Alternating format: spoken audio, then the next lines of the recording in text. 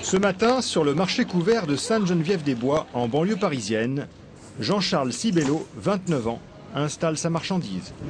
En bonne place, juste au milieu de son étal, 15 kilos de filets de ce nouveau poisson. On ne l'a jamais vu en entier. Je me suis renseigné à droite à gauche, il n'y a personne qui... On ne sait pas. Si on recoupe en deux comme ça fait 2 filets comme la sole. Grosso modo, c'est peut-être un poisson plat, c'est le mystère. Ce poisson mystère s'appelle panga. Prix modique, moins de 10 € le kilo, presque 2 fois moins cher que le filet de cabillaud, le poisson de référence. Alors forcément, les clients se l'arrachent. Alors, si je trouve une arête, tu me la ramènes, d'accord? Pourquoi vous avez choisi ce poisson? Pour le goûter, parce que je ne le connais pas. Bah, c'est joli, c'est une belle forme. Ça a l'air d'être... c'est blanc, c'est bien. Ça a l'air d'être bien ça. Très bon. Ça n'a pas de goût. C'est moins cher que le flétan, mais c'est aussi bon que le flétan et il n'y a pas d'arête. Je sais pas d'où ça vient. Un petit brin de persil? Non, merci. C'est bon? Ça vient d'où? Le panga. Il y a 1 an encore, personne ne l'avait jamais vu en France. Et pourtant aujourd'hui, il est partout. 5 chaînes d'hypermarchés qui le vendent en frais ou en surgelé. Des restaurants qui viennent de le mettre à leur carte. Des centaines de poissonniers qui le font découvrir à leurs clients. Le panga tombe à point nommé. Car malgré les images qui peuvent laisser penser le contraire, les réserves de poissons s'épuisent.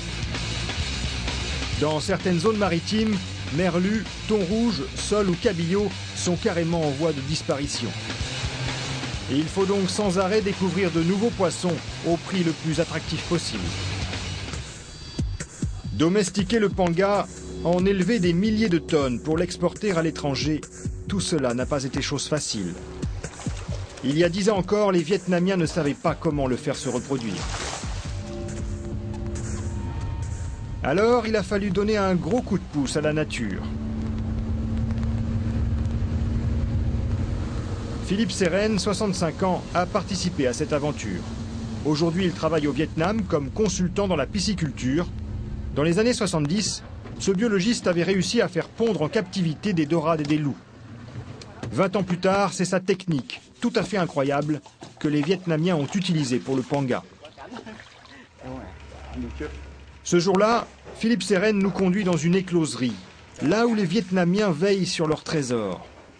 Dans ces grandes bassines en plastique, leurs meilleures femelles reproductrices. De vraies bêtes à concours, comme celle-ci, 3 ans, plus de 7 kilos. Pour se reproduire, le panga a besoin de remonter le Mékong jusqu'au Cambodge où il est né. Le principal problème qu'il a fallu résoudre, c'était donc d'arriver à lui faire lâcher ses œufs en captivité. Et pour cela, Philippe Seren leur a conseillé une hormone très spéciale. Oui, les hormones, c'est des choses comme ça. Qui vient du corps humain. Bon, celles-là, elles sont chinoises. Hein. Mais c'est spécialement HCG, Human Chorionic Gonadotropin. Qu'est-ce que c'est exactement? En fait, c'est, si vous voulez, de l'urine de femme enceinte déshydratée. Parce qu'en général, les femmes enceintes relâchent beaucoup d'hormones. Et c'est à ce moment-là qu'on prend des urines et puis on les déshydrate. Une hormone que toutes les femmes sécrètent peu avant la naissance de leur bébé. Elle permet de déclencher l'accouchement. Sur le panga, elle va stimuler la ponte des œufs. Moins d'1 € la dose et 500 000 petits garantis dans les 12 heures qui viennent. La fortune des éleveurs de panga au Vietnam provient d'une simple piqûre. Le business, il vient de là. Hein. S'il n'y avait pas eu ça, on n'aurait pas eu ces disponibilités en alevins qui auraient permis... Parce qu'avant, les Vietnamiens, ils allaient acheter leurs alevins au Cambodge. C'était beaucoup plus difficile. Il y avait une mortalité très importante. Grâce à ces alevins nés en captivité, la production de panga fait un bond spectaculaire. En 10 ans, elle est multipliée par 10, passant à près de 600 000 tonnes en 2006. C'est cette révolution biologique qui a dopé le business du panga.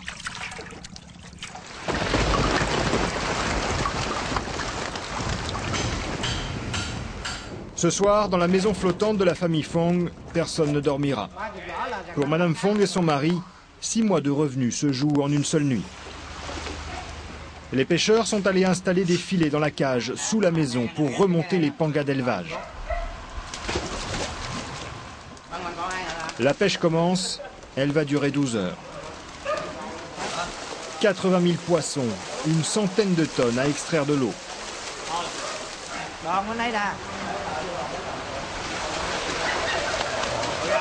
L'équipe est bien rodée. Un panier en osier, un bambou bien costaud, 4 hommes pour soulever et 2 pour porter. Chaque panier pèse plus de 100 kilos. Ces poissons sont ensuite transbordés sur un bateau spécial. Un bateau vivier dont la cale va être remplie d'eau.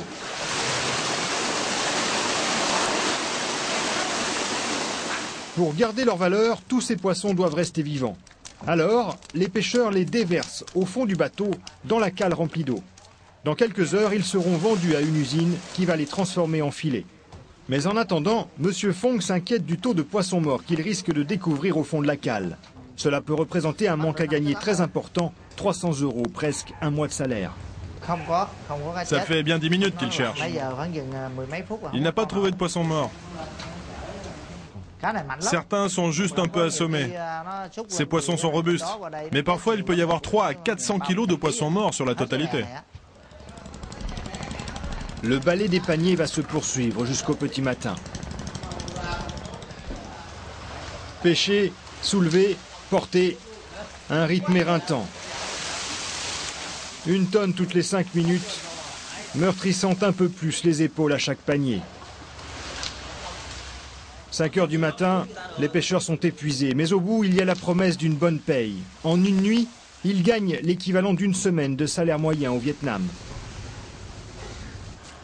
On va prendre 150 €. Et ça fait combien pour chaque membre de votre équipe?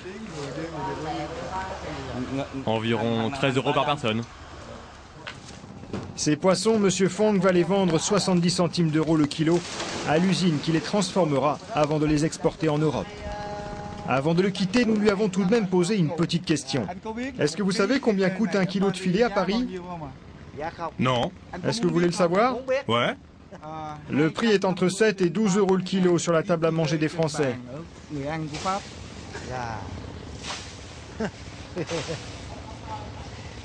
Ça fait beaucoup. Je rêverais de vendre à la moitié de ce prix-là.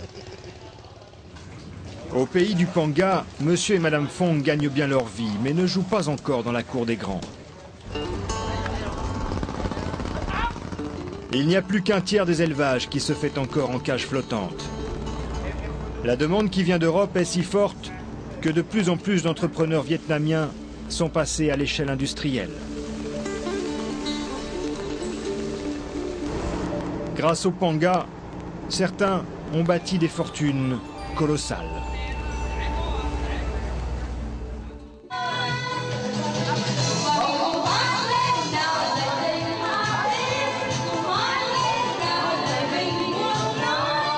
Avec son directeur commercial français, voici Monsieur Quy, 31 ans, célibataire.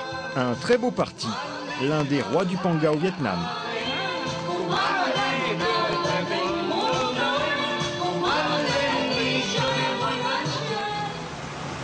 De grosses maisons cossues bordées de jardins bien entretenus, des allées tracées au cordeau où rien ne dépasse, et des vigiles privés. Nous sommes dans le quartier des Nouveaux Riches d'Ho Chi Minh Ville. C'est dans cette villa de 400 mètres carrés qu'habite Monsieur Quy. Rien ne manque, pas même le bassin à poissons. Ça, c'est des carpes. Et le noir, là, c'est un panga. Monsieur Quy gagne 450 000 € par mois, vous avez bien entendu. Cette villa de luxe lui a coûté 2 mois de salaire. Ici, c'est le salon. Et je l'ai fait dans le style japonais. J'aime beaucoup le style japonais parce que c'est une décoration très soignée. On est sûr de ne pas se tromper avec le style japonais. Ça ne se démode pas. Comme dans toute maison vietnamienne, Quy rend hommage à la mémoire de ses ancêtres. Mais ce n'est pas par héritage qu'il a fait fortune. Ce surdoué du business a commencé à 15 ans en négociant des téléphones portables. Par la suite, c'est sur les bancs d'une grande école de commerce qu'il a eu son idée de génie, devenir l'intermédiaire exclusif de dizaines de petits éleveurs de pangas. Au début, j'ai convaincu les fermiers producteurs de me confier leurs pangas sans rien leur verser pendant 1 ou 2 mois. Je connaissais le marché, ils acceptaient de me vendre leurs poissons à crédit. Et je les payais une fois que j'avais reçu l'argent de mes clients. Je les payais de façon régulière. Et c'est comme ça que j'ai gagné leur confiance. Ils m'ont confié de plus en plus de poissons. À un moment donné, j'ai eu suffisamment de bénéfices pour me mettre à mon compte. À 31 ans seulement, Monsieur Quy règne sur un empire. Il possède tous les maillons de la chaîne. En bordure du Mékong, voici d'abord sa gigantesque ferme d'élevage intensif. 35 hectares où ont été creusés 24 étangs artificiels. Et dans chaque étang, 300 tonnes de pangas. 3 fois plus que ce que contenait la cage flottante de Monsieur Phuong. Aucune autre espèce au monde ne supporte une telle concentration. Si l'élevage est industriel, les moyens pour pêcher, eux, restent vietnamiens. Ici, pas de grue pour sortir les poissons de l'eau. Pas de balance automatique pour les peser. Pas de camion réfrigéré ni de tapis roulant non plus pour les transporter jusqu'au bateau vivier. On préfère embaucher à la journée une armée de motocyclistes lancés dans une course contre la montre. Objectif, livrer le poisson vivant au bateau sans déraper dans la boue.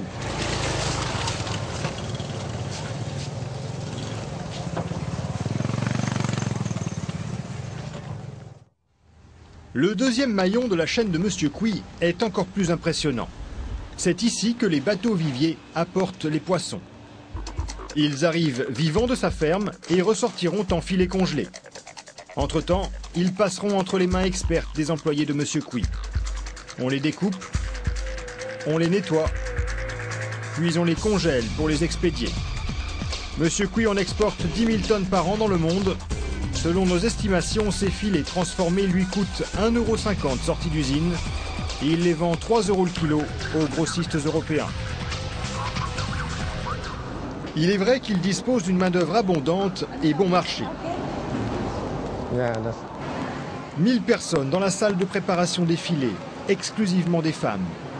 C'est un travail de précision. Il faut faire le moins de déchets possible en nettoyant les filets. Parmi ces ouvrières, Luan, 21 ans. Elle travaille ici depuis 1 an et demi. Elle porte le numéro 263. Un numéro qui permet d'identifier sa production, car chaque ouvrière est payée au rendement. Il est 9 h du matin. Cela fait déjà 3 heures qu'elle a commencé sa journée. 263. Les résultats de chaque ouvrière sont notés dans ce grand cahier. Luan a suivi la cadence imposée par l'usine. Nettoyer un filet de poisson en 1 minute 30. Elle a fait plus de 18 kilos, c'est plutôt une bonne productivité. Et aujourd'hui, est-ce qu'elle est plus rapide que d'habitude? Oui, elle est plus rapide. Debout pendant 8 heures, les plus expertes nettoient jusqu'à 600 filets par jour. La salle est bruyante, l'odeur des chairs de poisson écœurante et le salaire pile dans la moyenne vietnamienne. Combien gagnez ici? Je gagne 55 € par mois. Le mari de Luan travaille aussi pour Monsieur Quy. Il découpe des filets de poisson pour 60 € par mois. L'usine est un peu une chance dans cette région qui vit principalement de l'agriculture. Et même si leur lieu de travail est à 40 minutes de chez eux, Luan et son mari ne se plaignent pas.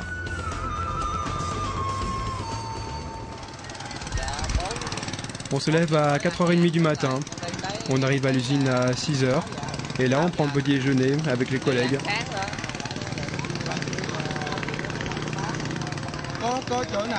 Est-ce que vous pourriez trouver du travail plus proche de chez vous? Non, non, on ne peut pas. Mais là où on travaille, c'est pas si loin.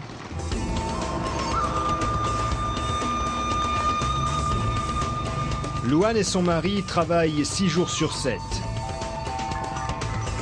Ils habitent au fin fond de la campagne du delta du Mekong, dans le petit village d'Aniep. Quelques petites maisons en bord de rivière, un habitat traditionnel au Vietnam.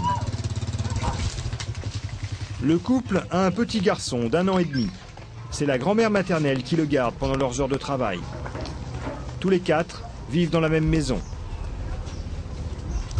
Dans la pièce principale qui fait office de chambre à coucher, la moto côtoie les meubles de famille transmis depuis plusieurs générations. Se débarrasser de cette odeur de poisson, c'est la priorité de Luan quand elle rentre chez elle. Même si avec le temps, elle a fini par s'y habituer. Au début, ça sentait fort le poisson. Et l'eau de l'usine était vraiment glacée. Parfois, j'avais envie d'arrêter, mais à cause de ma famille, je continue. Des boulots stables, des salaires assurés, des emplois dans cette nouvelle filière du panga, il va y en avoir de plus en plus dans la région. Car les affaires de M. Quy marchent tellement bien qu'il a décidé de s'agrandir. Il est en train de construire une nouvelle usine 2 fois plus grande que la première. Il faut produire plus de poissons pour répondre à la demande et toujours plus vite. On chargera directement le poisson dans la salle de découpe, là-bas. Alors, dans les étangs de M. Quy, on gave les pangas comme des oies. En 6 mois de gavage intensif, le panga fait déjà 1,5 kg. Il grossit 4 fois plus vite que dans la nature.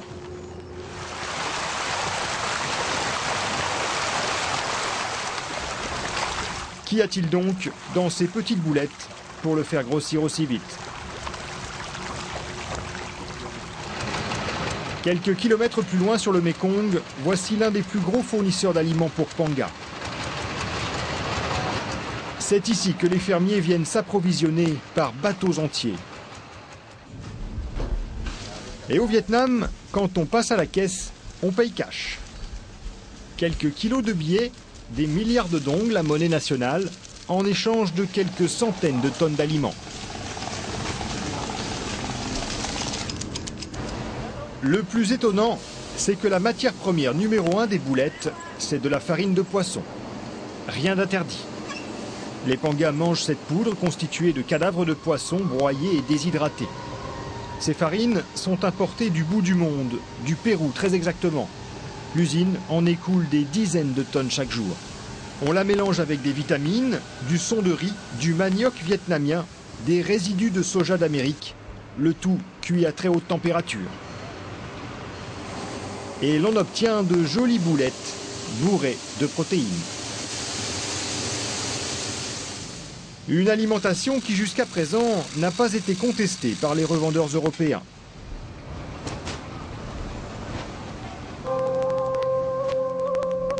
Cette année, 37 000 tonnes de panga ont été importées en Europe. Et ce n'est qu'un début, on en prévoit 2 fois plus l'an prochain. Voilà au moins une espèce de poisson qui ne risque pas d'être menacé de disparition de sitôt.